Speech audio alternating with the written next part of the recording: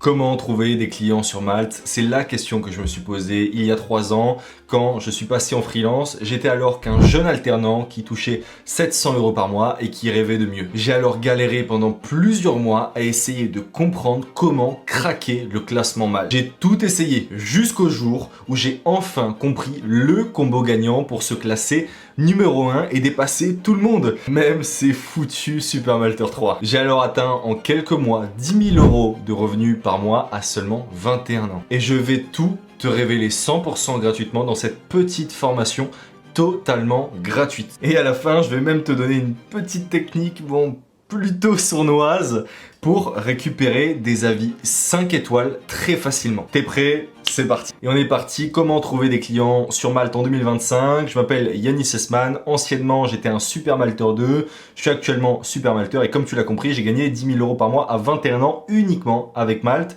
Et je vais vraiment tout te donner dans cette formation totalement gratuite. La seule chose que je vais te demander en échange, c'est ton temps et d'être pleinement concentré. Il ne faut pas que tu loupes un seul de ces points parce que louper un seul de ces points, c'est sortir du top 10% de Malte. Et si tu n'es plus dans le top 10% de Malte, tu ne reçois plus aucune mission. C'est donc important d'aller cocher chacun de ces points et de les valider à 100%. Si jamais la vidéo te fait trop chier, ok, bah tu la mets en x2. Mais surtout, tu ne loupes aucune partie, ok. Je te recommande de mettre en x2 si tu as envie de regarder, d'accélérer le rythme de la vidéo. Mais en tout cas, ne loupe aucune partie.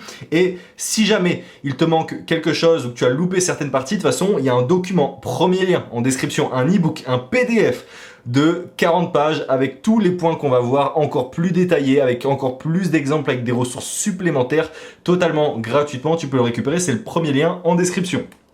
Et à la toute fin de cette vidéo, je te montrerai ma petite méthode sournoise évidemment pour récupérer des avis 5 étoiles de façon rapide et efficace. Allez, on est parti et tu vas le voir sur chaque section, il y aura des exemples concrets et des explications. Ça, c'est la liste des choses que tu dois checker, valider pour garantir de valider cette partie et donc rentrer dans le top 5% de Malte, qui est la promesse à la fin de cette vidéo. Vraiment, tu seras dans le top 5%, donc prends le temps de la regarder. Et toutes ces questions-là, tu peux les retrouver vraiment, les checker dans le document, dans le PDF qui est le premier lien en description.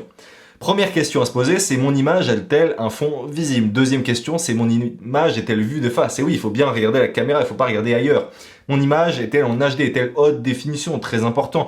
Suis-je le seul sur l'image? Eh bien oui, on n'est pas dans une boîte de nuit, on n'est pas dans une soirée, on n'est pas sur Instagram, on veut être le seul sur l'image de façon professionnelle. Ai-je un branding identifiable sur l'image? C'est toujours mieux d'avoir des couleurs flashy qui rappellent notre personne. Typiquement, moi, la brand de mon agence, c'est le rouge. Donc, dès qu'on voit rouge, on pense à mon agence. Mon image attire-t-elle le client? Évidemment, il faut réfléchir et se mettre à la place du client. Est-ce que ton image donne confiance? Est-ce qu'elle fait professionnelle, etc., etc. Pour te donner des exemples concrets de ça, je t'ai sélectionné des photos réussies et d'autres photos, on va les voir après. Donc, première photo, on peut voir que très bonne photo, très qualitative, vraiment HD, avec un fond flou, où on voit bien devant le visage de la personne qui regarde devant la caméra avec un léger sourire, c'est validé. Deuxième photo, fond bleu, pareil, très bien pour faire ressortir le visage de la personne, expression neutre, regard face caméra, très bien. Pareil, très bonne photo, regard face caméra, léger sourire, fond flou, avec une couleur unie, magnifique, très professionnel, on adore. Par contre, là, qu'est-ce qui se passe? Le gars, il regarde ailleurs. Mec, regarde-nous. Enfin, qu'est-ce que t'es en train de regarder là? Regarde là l'objectif.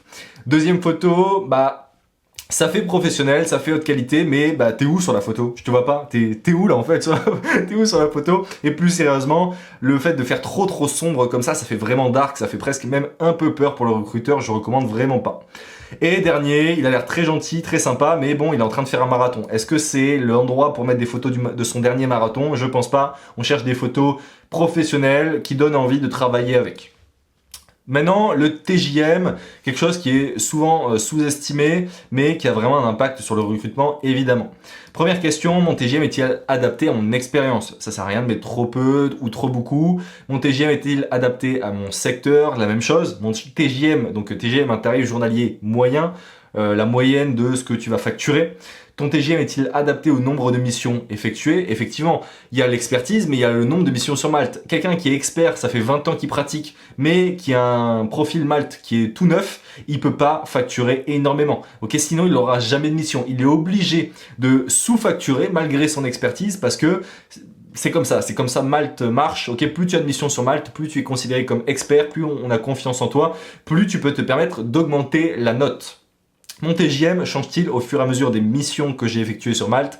Effectivement, quand tu effectues de nouvelles missions et que tu as de nouveaux avis 5 étoiles, tu peux te permettre d'augmenter ton TJM. Et suis-je capable de prouver que je mérite ce TJM avec des marques avec lesquelles j'ai travaillé, avec des projets que je peux montrer, avec des formations, des expériences, et tout ça, je l'afficherai sur mon profil et je te montrerai, ne t'en fais pas, comment faire par la suite. Le TJM, donc, il y a plusieurs moyens de mal faire. Il y a le TJM trop peu cher. C'est celui qui veut se sous-vendre. Là, on a l'exemple concret, un gars qui met 125 € alors que tous les gens qui ont le même niveau d'expertise et qui proposent les mêmes compétences que lui sont 4 fois plus chers. Il le propose à 400 €. Ce que ça renvoie comme image, c'est quelqu'un qui a besoin, vraiment un besoin de travailler, besoin de missions rapides et qui est en demande, et quelqu'un qui est trop needy, ok, qui est trop en demande comme ça cache quelque chose de louche. Pourquoi, mec, personne ne veut travailler avec toi? Comment ça se fait que t'aies autant envie qu'on te donne une mission? Bah, on n'a pas envie, c'est trop bizarre. Tu peux mettre un peu moins cher que tes concurrents, que les gens de ta niche, mais mettre à ce point-là moins cher, c'est juste bizarre. On a l'impression que c'est une arnaque, tu vois. Tu peux pas mettre aussi peu cher, ça ne marche pas, ça ne t'aide pas à trouver des clients. Et en plus, si jamais par miracle tu arrives à trouver une mission avec ce genre de TJM, c'est les pires clients ceux qui veulent payer ce genre de tarif, donc ne les prends surtout pas. Maintenant, il y a le contraire, il a payé beaucoup trop cher et j'ai notre ami Joker qui est revenu, notre ami marathonien qui est encore là et il a mis 1000 € par jour alors même qu'il a une moyenne de note 4,5 étoiles sur Malte, ce qui est catastrophique, on le verra plus tard, et que y a des gens qui ont le même niveau de compétence que lui qui facturent 2 à 3 fois moins cher. Autant te dire qu'il ne reçoit actuellement aucune mission. Personne n'a envie de payer 1000 € par jour, genre c'est énorme alors que tu as des gens autour de lui qui ont le même niveau de compétence qui facturent 2 fois moins cher. Le TJM idéal, il y a un énorme beau gosse qui l'a compris, qui l'a mis en place. Oh, on dirait que c'est moi. En plus sérieusement, je te recommande de faire un TJM moyen. Tu vas pas faire quelque chose d'artistique. Tu cherches pas à faire ni trop cher ni trop peu cher. Ne surintellectualise pas la chose. Mets juste le TJM moyen de ta niche et tu vas te mettre à ton avantage non pas sur le prix mais sur d'autres facteurs. Le prix c'est pas l'endroit sur lequel il faut jouer pour récupérer des clients. Tu mets un prix normal et on va aller jouer sur d'autres facteurs pour récupérer des clients. C'est vraiment un piège de vouloir faire trop peu cher ou trop cher. Souvent ça ne marche pas. Le meilleur prix c'est le prix moyen. Donc reste là-dessus et ne bouge plus. Nouvelle chose, les catégories. C'est quelque chose de beaucoup trop sous-estimé par les gens sur Malte alors que c'est primordial. C'est vraiment une des choses principales qui va définir ton référencement sur Malte. Le référencement, c'est grosso modo à quel point tu vas te classer haut dans les résultats de recherche. Ok, et les catégories, c'est vraiment ce qui va te permettre de dépasser tout le monde sur les recherches Malte. Pour ça, il faut que tu aies une catégorie principale qui est adaptée à ton activité. Ok, si tu es développeur front-end, eh bien il faut que tu aies une catégorie principale qui est développeur front-end. Tu ne peux évidemment pas te mettre designer en catégorie principale si tu es développeur front-end, ça ne fait pas sens, même si tu fais du design, d'accord? Deuxième chose, ta catégorie principale est-elle en accord avec ton titre? Le titre, c'est ce qui définit principalement ton profil, ok? Ça va être une phrase, comme on a pu le voir ici, ici ou ici. Et c'est hyper important que ta catégorie principale, le mot-clé de ta catégorie principale, on le retrouve dans ton titre. Ça va vraiment booster ton référencement et te permettre d'être classé dans les premiers sur Malte. C'est méga, méga important. Et dernière chose, tu peux aussi ajouter des sous-catégories. Il faut qu'elles soient vraiment en accord avec tes compétences évidemment et aussi avec ta catégorie principale. Tu peux pas, si tu as une catégorie principale où tu mets développeur, mettre derrière en catégorie secondaire montage vidéo, d'accord? Si tu veux créer un profil Malte de montage vidéo, tu crées 2 profils distincts. Mais les catégories secondaires, c'est là pour des compétences qui aident la catégorie principale. Du coup, par exemple, moi je suis développeur, donc catégorie principale, tu vas le voir, j'ai mis développeur front-end et en secondaire, j'ai mis développeur back-end et DevOps. C'est des compétences qui gravitent autour du développement front-end, donc c'est intéressant de les rajouter ça va faire plaisir aux recruteurs. Et comme tu peux le voir, en titre, moi j'ai développeur full stack React.js, Next.js et API, donc c'est des technologies en développement. Et j'aurais pu faire encore plus cohérent et me faire gagner encore plus de points si j'avais mis développeur front-end. Mais c'est quand même ok parce qu'on retrouve le mot-clé développeur, donc ça va. Mais si tu veux encore plus accentuer le référencement que ça va te faire gagner, tu peux juste te mettre développeur front-end et développeur front-end ici. Tu as deux mots-clés qui vont se retrouver à la fois dans le titre et dans la catégorie principale. Ça, c'est parfait pour le référencement.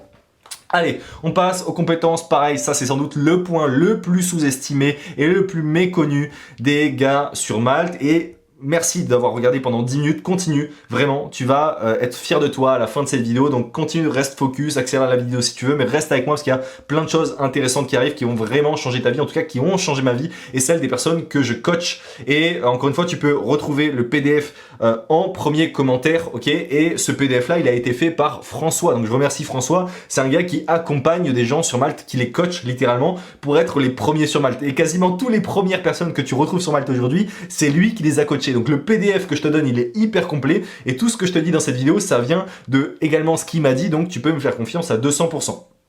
Allez, on continue. Donc les compétences, c'est les 5 compétences principales que tu peux retrouver sur ton profil juste ici et les 50 compétences secondaires. Donc premièrement, est-ce que tu as bien inclus 5 mots-clés principaux? Est-ce que tu as bien 5 compétences principales? C'est méga important, tu ne peux pas mettre moins de 5 compétences principales, tu as 5 mots, profites-en. Si tu en mets moins, bah, tu perds potentiellement du référencement et potentiellement de la visibilité et potentiellement des clients. Ok, parce que chaque mot que tu te rajoutes, ça te rajoute du référencement sur ce mot-clé en particulier. As-tu identifié des mots-clés liés à ton secteur? C'est vraiment important que tous les mots-clés que tu ajoutes, qu'ils soient principaux ou secondaires, soient des mots-clés que les recruteurs, les personnes qui vont essayer de t'embaucher, ok, les CTO, peu importe les CEO, eh bien, c'est des mots-clés qu'ils recherchent. Donc, il faut que tu mettes en mots principaux et mots secondaires uniquement des mots-clés qui sont recherchés par les gens sur Malte. Donc, essaye de réfléchir un peu, mets-toi à la place des autres et tu vas trouver normalement des mots à ajouter sur ton profil. Ai-je des compléments de mots-clés principaux? Je te donne un exemple. Moi aujourd'hui, j'ai une technologie que je pratique qui s'appelle React.js. Sauf que dans les faits, quand on la recherche, souvent les gens vont avoir la flemme et vont taper React.js tout collé. Donc ce que j'ai fait, c'est qu'en compétence principale, j'ai mis React.js, le nom de la compétence telle qu'elle devrait être. Et en compétence secondaire, pour pas perdre de référencement, j'ai mis React.js collé. Au moins, quel que soit le mot-clé recherché, je tombe dans les premiers résultats de recherche. Je t'invite à faire pareil. Peu importe le mot, tu vois, moi c'est React.js, ça peut être tout à fait autre chose. Est-ce que tu as des déclinaisons de mots-clés principaux? Donc c'est un peu le même principe. Est-ce que tu as au moins 15 compétences? Donc en tout, tu peux mettre 50 compétences secondaires. 15, c'est vraiment le grand minimum. Si tu n'as pas 15 compétences secondaires, mais qu'est-ce que tu fais? Tu perds potentiellement 35 mots-clés que tu peux ajouter qui t'apporteraient de la visibilité. Donc c'est énorme, ok? Profite de ces 50 mots-clés, complète-les à 100%, même si tu peux. C'est ce que je dis juste après. Idéalement, il faut que tu en aies 50, ok? Est-ce que tu as mis les outils, ai-je mis les outils que j'utilisais dans les mots-clés? Si jamais tu n'as plus d'idées, tu peux tout simplement ajouter les outils sur lesquels tu développes ou que tu designs ou peu importe, parce que souvent ces mots-clés vont être recherchés par les recruteurs qui ne s'y connaissent pas si bien que ça techniquement. Donc par exemple, tu peux mettre Visual Studio Code pour les développeurs, ou Premiere Pro pour les monteurs vidéo, ou Photoshop pour les graphistes, ok? Mes compétences sont-elles triées par ordre d'importance? En fait, tes compétences, tu peux les ajouter dans l'ordre et celles que tu as ajoutées en premier vont être en première, ok? Le but, effectivement, c'est d'ajouter les compétences que tu maîtrises le mieux tout en haut parce que c'est celles qui vont être le plus vues et donc qui vont dire à ton recruteur, c'est celle-là que je maîtrise le mieux, donc c'est important de mettre celle que tu maîtrises le mieux en premier. Pour te donner un exemple de ce qu'il faut faire et de ce qu'il ne faut pas faire, et je te rappelle, tu peux retrouver toutes ces questions, je te rassure, dans le document, dans l'e-book, dans le PDF, en premier lien en description. Mais donc, magnifique, ce qu'il faut faire, c'est déjà bien ajouter 5 compétences clés, comme je l'ai fait, là c'est mon profil, voilà, tu peux me remercier, Donc là c'est mon profil, et comme tu peux le voir, j'ai ajouté comme il faut 5 compétences principales, 5 compétences clés, et comme tu peux le voir aussi, c'est des compétences qu'on va retrouver dans mon titre. C'est important que tes compétences clés, tes compétences principales, soient celles qu'on retrouve dans ton titre. C'est comme ça que tu vas gagner le plus en référencement, ok ? Seconde chose, j'ai bien ajouté 50, en tout 50 mots-clés secondaires. Là, il y a beaucoup de gens, beaucoup de freelances qui ont la flemme, qui vont pas prendre le temps de les ajouter, ces 50 compétences secondaires. Toi, c'est là que tu peux dépasser tout le monde et faire l'effort, fais vraiment l'effort de rajouter ces compétences et ça va te permettre de grappiller encore des points. Si tu fais l'effort à chaque fois à 100% sur chacune des choses que je vais te dire, en fait, in fine, c'est ce que je te dis, tu passes devant tout le monde et c'est comme ça que tu as vraiment des missions, ok ? À revoir, donc là, second profil, tu peux le voir, il est super malteur, mais malgré tout, il a rien compris, il a fait n'importe quoi, il a fait 3 erreurs en tout. La première étant de mettre uniquement 4 compétences clés, alors qu'il aurait pu en ajouter 5. T'avais l'opportunité d'en mettre 5, t'en as mis que 4. Pourquoi t'as fait ça? Mais non, sérieusement, ajoute quoi qu'il arrive, 5 compétences clés, c'est primordial. Compétences secondaires, pareil, même erreur. Il en a ajouté que 13 alors qu'il peut en ajouter 50. C'est sûr qu'il en avait d'autres à rajouter. Donc encore une fois, minimum 15. Et si tu peux, mets-en même 50. Ok ?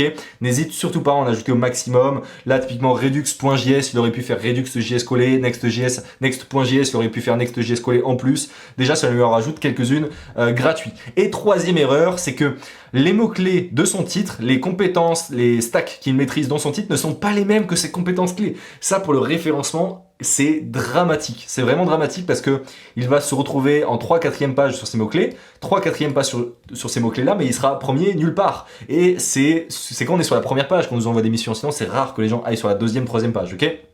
Donc là, 3 erreurs à ne surtout pas faire. Maintenant, la partie description. Et cette partie, elle est vraiment importante, mais en même temps, elle est vraiment longue à expliquer. Il y a vraiment pas mal de choses à voir. Donc, je vais pas aller trop dans le détail. Je te laisse aller prendre l'ebook, premier lien en description. Je sais que je me répète, mais en même temps, il y a tellement de choses là-dedans et c'est gratuit que je t'envoie là-bas parce que tu pourras vraiment récupérer plein d'infos là-bas. Donc, on va pas aller plus dans le détail ici. Je te laisse aller checker ça là-bas. Et en plus, dans cet ebook, je te donne des profils, vraiment des profils qui ont été testés sur avec François, et tu vois, les a testés sur ses coachés, sur des dizaines de coachés. Donc c'est vraiment les meilleures descriptions que tu peux retrouver actuellement sur les profils Malte. Et on te les a sélectionnés avec les meilleures structures possibles, etc. C'est ce que j'appelle moi des profils 5 étoiles. Donc je te laisse aller les récupérer. Tu as juste à copier, coller, à adapter par rapport à ton profil, peut-être avec de l'IA, peut-être en changeant les mots-clés, et tu auras un profil vraiment pépite. Ok, maintenant la partie portfolio. Alors le portfolio, c'est pas ton site web, ok? Le portfolio, je parle vraiment du portfolio sur Malte. Et c'est vraiment important déjà d'ajouter un portfolio. Si tu n'en as pas, tu loupes quelque chose. Ça permet vraiment de convertir la visibilité que tu vas gagner sur ton profil en prise de contact, d'accord? Donc, la première chose que tu peux faire, c'est ajouter un mur de logos. Je vais te montrer juste après ce que c'est. Mais grosso modo, si tu as des logos, des marques avec lesquelles tu as travaillé, qui sont connues, qui sont reconnues, qui ont de la crédibilité sur ton marché, il faut pas hésiter à les mettre en avant, ok? C'est vraiment des sources de crédibilité énormes. Si tu as travaillé avec L'Oréal, c'est une preuve que tu es quelqu'un vraiment qui maîtrise son sujet parce que la crédibilité de L'Oréal va en fait quelque part découler sur toi, ok? Est-ce que tu as ajouté des certifications sur ton portfolio? Ça peut être une bonne chose aussi, c'est l'endroit sur lequel tu peux les mettre parce que en fait les certifications sur Malte, sur ton profil Malte, elles sont tout en bas. Donc souvent les gens ils vont pas aller scroller jusqu'à là, donc ça peut être intéressant de les mettre directement sur ton portfolio. Ton portfolio, est-ce que tu as mis des informations sur ce que tu proposes? Pourquoi pas? Et est-ce que tu as une charte graphique bien définie? Eh ouais, on veut pas que tu sois le freelance numéro 6, tu vois, on veut que tu sois le freelance Yanis Esman qui a sa couleur, qui a sa charte graphique bien définie pour qu'on s'en rappelle, qu'on le mémorise plus facilement que les autres freelance. C'est vraiment important parce que dans une phase de recrutement, les recruteurs ont tendance à parler à 10 personnes en même temps. Si tu as une brain qui se mémorise bien, tu vas passer devant les autres, c'est vraiment primordial. Maintenant, 3 exemples que je t'ai préparés sur le volet et à chaque fois, je te mets le nom des profils Malte. Au moins, tu peux aller les rechercher sur Malte et voir un peu comment ils ont fait. Là, tu peux le voir, chose qu'elle a bien fait, c'est qu'elle a mis les logos, les marques reconnues avec lesquelles elle a travaillé, ce qui lui donne pas mal de crédibilité. Ok, il y a L'Oréal, c'est trop bien. L'Oréal, ça lui donne beaucoup de crédibilité. Profil 2, Joris. Lui, ce qu'il a fait, c'est pareil. Il a mis des logos, des marques avec lesquelles il a travaillé. Pourtant, ces marques-là, moi, je les connais pas. Elles doivent pas être très connues, mais on a l'impression qu'elles sont connues parce qu'il les met en avant et du coup ça c'est très fort aussi, t'as pas besoin que ce soit des marques hyper connues, rien que le fait de les mettre en avant on a l'impression qu'il a travaillé avec de grosses marques. Et en plus il est intelligent parce qu'il est super malteur, ok ? Et il le précise bien ici, et il rappelle que super malteur égale top 5% des freelances, donc ça c'est très fort de sa part. GG à toi Joris. Troisième exemple, bon là c'est moi, tu peux aller checker directement sur mon profil. J'ai fait appel à une designeuse qui m'a fait des mock-ups sur mesure avec les stacks à gauche, le logo, une petite description de ce que j'ai fait, les rôles que j'ai eu au sein de cette mission et une petite image de la mission en elle-même. J'ai fait ça pour plusieurs travaux que j'ai réalisés. Le seul défaut de ça, c'est qu'on reconnaît pas une brand. Il n'y a pas ma brand de Yannis Essmann en particulier. C'est des couleurs un petit peu choisies en fonction de du projet à chaque fois. C'est la seule chose qu'on pourrait reprocher à ces mock-ups. Ok, on passe aux expériences qui est vraiment l'endroit où tu peux t'exprimer beaucoup plus et prendre le dessus sur tes concurrents. Parce que la plupart de tes concurrents, c'est un endroit sur lequel il faut travailler pas mal, il faut investir du temps sur cette partie pour faire quelque chose de bien. Et la plupart de tes concurrents, ils vont avoir la flemme. Ils vont vraiment avoir la flemme de détailler. Et c'est là que toi, tu viens et tu prends le temps et tu passes devant tout le monde. Donc fais-le vraiment, ça va te permettre de gagner des places. Ce qu'il faut ajouter évidemment, c'est, première règle, c'est est-ce que tes expériences professionnelles sont à jour. Ça fait un peu peur de voir quelqu'un qui a une dernière expérience qui date de 2 ans. Ok, dès que tu as une nouvelle expérience, essaye de l'ajouter pour montrer que tu es toujours actif sur ton profil. Tes expériences professionnelles sont-elles détaillées? T'en fais pas, on va voir juste après comment tu peux structurer et bien détailler tout ça. Mes missions sont-elles triées par ordre d'importance? Moi, ce que je te recommande de faire, c'est de mettre celles qui te mettent le plus en avant, ok, qui te valorisent le plus tout en haut, parce que c'est celles qui vont être vues en premier et qui ont le plus de chances d'être lues, donc mets celles qui te valorisent le plus en premier. Ai-je ajouté mes compétences aux expériences professionnelles? Tu vas le voir, tu as des endroits pour ajouter juste ici des mots-clés et c'est important de mettre les mêmes mots-clés que tu as mis dans tes compétences, les mêmes mots-clés que tu as mis dans ton titre. C'est comme ça que tu vas bien te référencer sur les 4-5 mots-clés que tu maîtrises le plus. Tu vas vraiment être sur la première page si tu fais tout ça, c'est garanti, ok?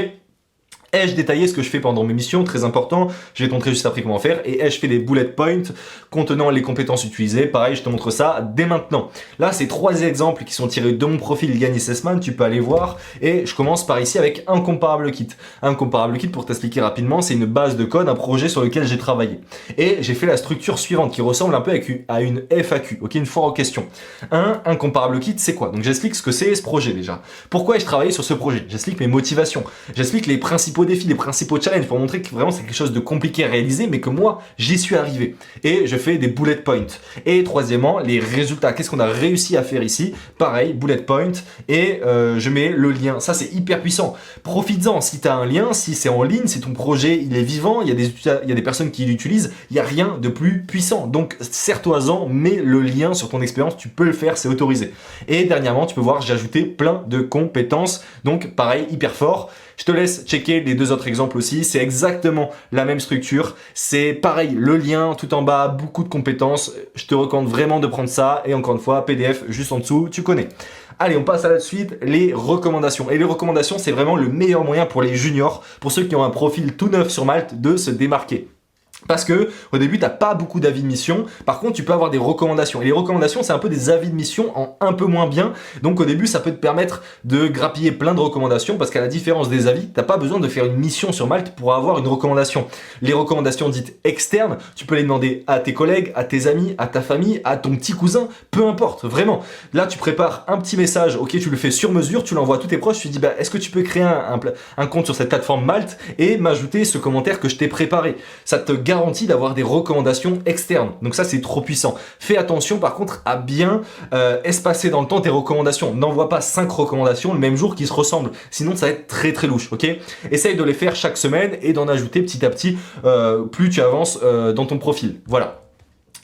Moi je te donne un exemple, ces recommandations-là, je les ai fait au tout début de mon profil, tu vois, il y a quelques années, et c'est pas des vraies recommandations, c'est des personnes en fait que j'ai trouvées sur Malte, j'ai cherché des gens sur Malte, j'ai tapé leur prénom et leur nom sur LinkedIn, et j'ai contacté ces gens sur LinkedIn, et je leur ai dit grosso modo, bon bah écoute, ça te dit qu'on échange des recommandations?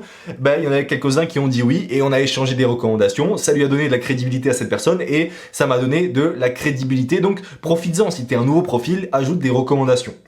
On arrive maintenant à la chose la plus importante. Celle-ci n'est pas sous-estimée, je crois pas en tout cas. Et t'en fais pas juste après. À la fin de la vidéo, je vais te montrer comment ajouter des avis de fin de mission facilement sur ton profil, sans effort, vraiment. Donc, ai-je demandé des avis de fin de mission à la fin de mes missions, justement, à mes clients? Méga important, quand tu finis une mission, bah, tu demandes un avis à la personne. Ça te permet d'avoir un avis en plus, et un avis en plus, c'est game changer, ok? Et t'en fais pas, je vais te donner juste après une technique pour avoir uniquement des avis 5 étoiles. C'est pas la technique sournoise, hein, ça n'a rien à voir, c'est vraiment juste une petite phrase que tu peux utiliser, je te la partage juste après. Ai-je un template de fin de mission? Grosso modo, est-ce que tu prépares un message que tu donnes à ton client pour que ça lui évite de réfléchir à ce qu'il doit dire? Souvent, les clients, quand ils sont contents, ils s'en foutent, tu vois, de t'écrire un message, ils ont envie que tu lui prépares un truc sur mesure, au moins ils sont sûrs que t'es content. Et voilà, c'est comme quand à Noël tu demandes un cadeau, bah tu demandes ce que tu veux, au moins on est sûr qu'on te donne ce que tu veux, là c'est un peu pareil. Donc tu dis à la personne, ok bah si tu veux je te laisse écrire le message, mais j'en ai un préparé pour toi si jamais t'as la flemme, au moins ça réduit la friction et ça augmente le pourcentage de chances qu'elle te laisse un avis vraiment cool. Au cas où tu as un avis négatif, ça peut arriver, peut-être, tu vois, tu as eu une mauvaise expérience, tu as reçu un avis négatif sur ton profil, malheureusement, pense à le cacher, ne le laisse pas visible. Ah bah oui, là le but c'est de se marketer, si toi tu as un avis hyper négatif sur toi, sur ta page de profil, aïe aïe aïe, je pense que ça va vraiment te retirer des missions. Donc tu peux le masquer, sur Malte tu as une petite option. Technique que je te donne, que j'ai utilisé moi pendant quelques mois au sein de mon agence marketing. Avant j'avais une agence marketing, c'est une petite phrase. En fait tu envoies par message, pas sur Malte mais sur WhatsApp ou sur Discord ou sur Slack, peu importe. Si tu devais me donner une note sur 5, quelle serait-elle? Tu attends la réponse, la personne, si elle te dit 5 à ce moment-là, seulement à ce moment-là, tu lui envoies le profil Malte. Tu dis ah bah ça tombe bien, est-ce que tu peux me laisser une note sur Malte? Si jamais elle te met pas 5 étoiles à ce moment-là, bah t'évites de lui envoyer le profil Malte. Il vaut mieux n'avoir aucune note qu'une note 4,5 ou 4, parce que quand tu as en dessous ou 4,5 sur Malte, tu as un profil qui est mort, tu n'es plus visible. Il y a tellement, enfin tous les profils sur Malte ont 5 étoiles, ce qui fait que dès que tu as 4,5, bah en fait tu reçois plus du tout de mission. Donc fais bien attention, reçois uniquement des notes 5 étoiles. Et si jamais il te met 4,5, peut-être essaye de négocier avec lui pour te laisser une note 5 étoiles avec une petite ristourne ou quelque chose comme ça. Bon, et reste bien jusqu'à la fin parce que je vais te présenter ma méthode, bon, un peu sournoise, mais je vais te la présenter pour avoir des avis 5 étoiles facilement. Donc je te le rappelle, aucun avis de fin de mission égale profil mort. Donc fais bien attention, récupère des avis. Et je te le rappelle également, 4,5 étoiles ou moins, profil mort également, tu n'auras aucune demande, donc fais bien attention à faire du bon travail. C'est ça qui est primordial quand même, c'est de faire du bon travail pour être sûr d'avoir des bonnes notes. Au début, moi ce que je faisais, c'est que je donnais du temps en plus supplémentaire pour garantir que le client est satisfait. Allez, on passe aux formations et aux certifications. Je vais pas rentrer trop dans le détail. Pareil, tu peux aller checker l'e-book. Mais le but, grosso modo, c'est vraiment de te mettre en valeur, d'ajouter le maximum de certifications et de formations qui vont prouver ta crédibilité, ok, et qui vont te permettre aussi d'augmenter ton TJM. Là, le seul moment où je te recommande pas de mettre ni ta formation ni ta certification, c'est si par exemple sur ton profil t'es marqué expert développeur et que tu as une formation qui montre que tu as fait ta seule formation de développeur il y a un mois. C'est-à-dire que t'es tout junior, ça te met vraiment pas en avant, donc bah du coup ne la mets pas. Ou ne la mets pas, tu vois, ne mets pas un truc qui est trop récent parce que ça montre que t'es pas expert sur un sujet, et sur Malte on cherche quand même des experts. Alors, je te montre un exemple de quelque chose qui a été fait parfaitement. On a le nom, on a le lien, on a les compétences clés, et là c'est presque parfait. Qu'est-ce qui manque à ton avis? Qu'est-ce qui manque? Il manque le lien parce que c'est mon profil à droite, mais j'avais plus le lien, malheureusement je l'ai pas mis, c'est comme ça, mais bon, c'est mieux que rien, mais en tout cas si tu as le lien, mets-le, ça donne plus de crédibilité à ce que tu as noté. Maintenant, ok, tu as un super profil, comment, quand la personne t'envoie un message, tu garantis que c'est avec toi qu'elle va passer à l'action, c'est toi qu'elle va passer client? Parce qu'en fait, quand une personne te contacte sur Malte, ce qu'il faut bien comprendre, c'est qu'elle contacte genre 5, 6, 7 autres freelances sur Malte en même temps. Donc pour ça, il y a plusieurs règles et je pourrais pas tout mettre vraiment. On pourrait faire pareil une vidéo spécialement à ce sujet. Je te laisse aller checker l'e-book en premier commentaire. Mais voilà, je vais essayer de te donner quelques astuces clés quand même. Le but principal déjà, c'est de répondre le plus vite possible, ok? Réponds toujours en moins d'une heure, déjà pour avoir sur ton profil marqué moins d'une heure, mais aussi parce que c'est la course. C'est le premier qui répond qui gagne. Franchement, on pourrait résumer ça à ça. C'est le premier qui répond, c'est celui qui a le plus de chances d'emporter la mission. En tout cas, ça augmente énormément le pourcentage de chances. Si le client ne répond pas, est-ce que tu l'as relancé? Je te jure qu'il y a énormément de personnes qui oublient juste de te répondre. Au bout de 24-48 heures, si la personne n'a pas répondu, renvoie un petit message et franchement, il y a 20-30% de chances qu'elle te réponde en mode ah oui désolé j'avais oublié ou voilà c'était sorti de ma tête. Donc ne loupe pas cette occasion. Est-ce que tu donnes un lien Calendly ou peu importe, ça peut être un call.com, un Google Agenda, mais en gros est-ce que tu envoies un agenda sur lequel la personne peut réserver un créneau pour avoir un appel en visioconférence ou en téléphone avec toi. Très important, il faut que tu en aies un, ok? Il faut que tu l'aies là, que tu puisses le sortir à tout instant comme ça, comme Lucky Luke, bam, t'envoies ton lien.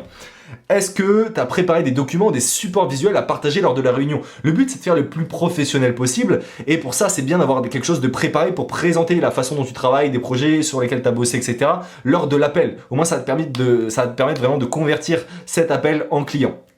Est-ce que tu as un document détaillant tout ton processus de travail à fournir au client? Moi personnellement je sais que j'en ai un avec l'agence Incomparable, j'ai même une vidéo etc où j'explique au client et pareil tout ça je te le donne dans la communauté, c'est le premier dans la description, il y a plein de choses là-bas, de toute façon tu pourras aller checker.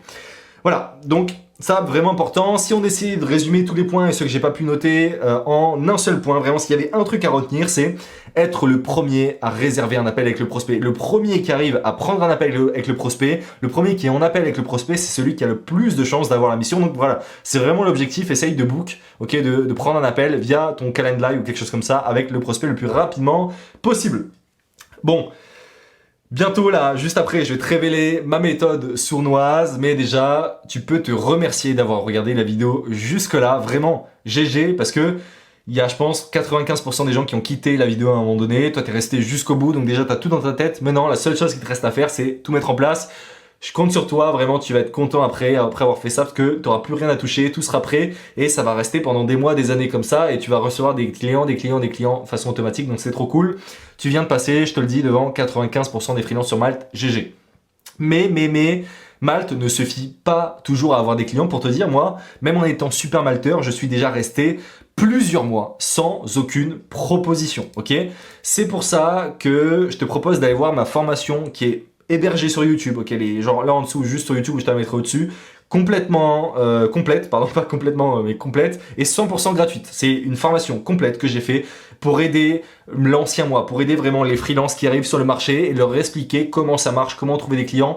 Et moi, sache que je coach des gens, genre j'aide des gens à trouver des clients, etc., des freelances comme toi. Donc je sais vraiment toutes les astuces qu'on peut avoir pour trouver des clients de façon efficace et rapide. J'ai des résultats clients que je pourrais te montrer, peut-être que je te les montre dans cette vidéo, je sais plus, mais en tout cas va la checker, tu vas voir, c'est méga intéressant, je le garantis, ok, si t'es pas satisfait, tu lâches un dislike là, tu lâches un dislike, voilà, mais vraiment va la voir, ça va t'aider, en tout cas va la voir si tu le souhaites, et ça pourra vraiment t'aider, si tu fais l'effort d'aller la voir, là, les clients, ça sera trop facile, ça sera même plus un truc auquel tu auras à penser.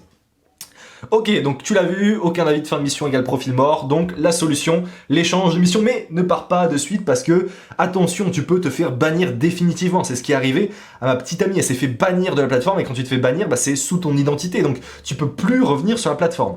Donc moi déjà, comment j'ai eu ces recommandations à ton avis, ok? J'ai eu plein de recommandations, j'ai eu plein d'avis, je te l'ai dit, les recommandations je les ai échangées, les avis c'est pareil, ok? J'ai fait un échange d'avis. Ces avis-là, c'est pas des vraies missions, c'est pas des vraies missions. C'est des... En fait, quand t'as 0 avis au début sur Malte, du coup tu reçois 0 mission, du coup tu peux pas avoir d'avis.